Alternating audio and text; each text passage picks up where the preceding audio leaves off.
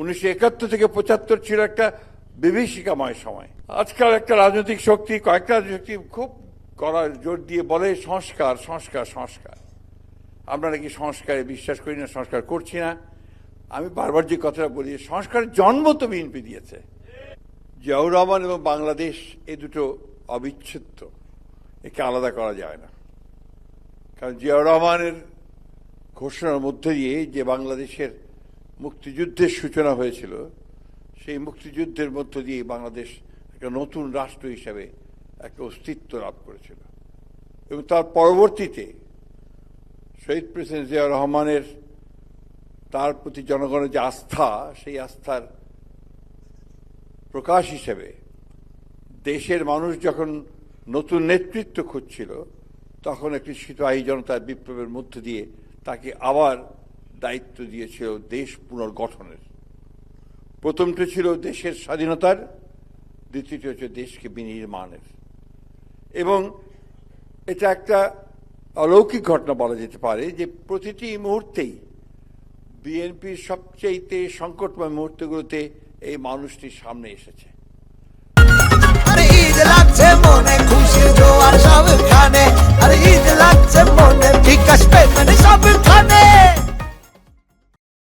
যখনই মানুষ কিংকর্তব্য বিমূঢ় হয়েছে 71 সালে, যখন দিশেহারা, তখন ওই মেজর জিয়া বলছি, অখ্যাত মেজর, তার কথা কিন্তু গোটা জাতিকে জাগিয়ে তুলেছে।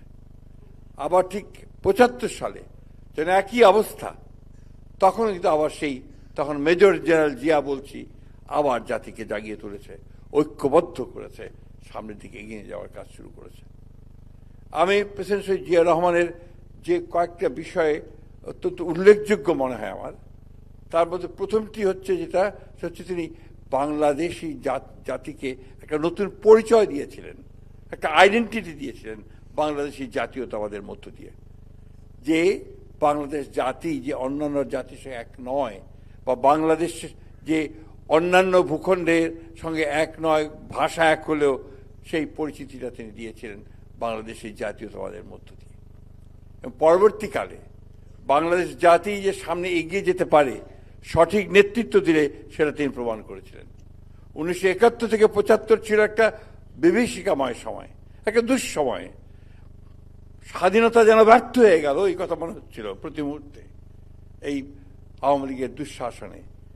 সেই জাতিকে, সেই তলাবিহীন ঝুড়িকে আবার টেনে তোলা উপরে, এবং সেখানে একটা সমৃদ্ধির দিকে এগিয়ে নিয়ে যাওয়া, সম্ভাবনার দিকে এগিয়ে যাওয়া, এটা জিয়াউর রহমান সাহেব তার নেতৃত্ব দিয়ে প্রমাণ করেছিলেন, জাতিকে ঐক্যবদ্ধ করে। এই ঐক্যবদ্ধ করাটা ছিল তার সবচেয়ে বড় গুণ। বিভাজন করেননি, জাতিকে ঐক্যবদ্ধ করেছেন। যে কারণে তিনি যে প্রথম যে ক্যাবিনেট তিনি তৈরি করেছিলেন রাষ্ট্রপতি দায়িত্বে এসে, এটাকে বলা হয় যে সর্বকালের সর্বশ্রেষ্ঠ ক্যাবিনেট।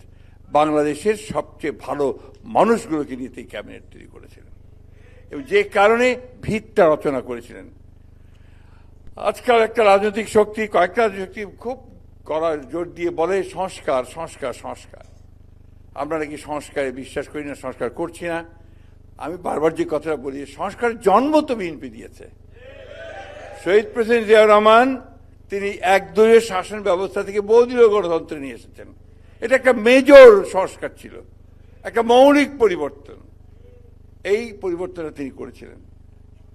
মিডিয়া, গণমাধ্যমের স্বাধীনতা নিশ্চিত করেছিলেন, বিচার বিভাগের স্বাধীনতাকে নিশ্চিত করেছেন, প্রতিষ্ঠানগুলো গড়ে তুলতে চেয়েছেন গণতান্ত্রিক প্রতিষ্ঠান।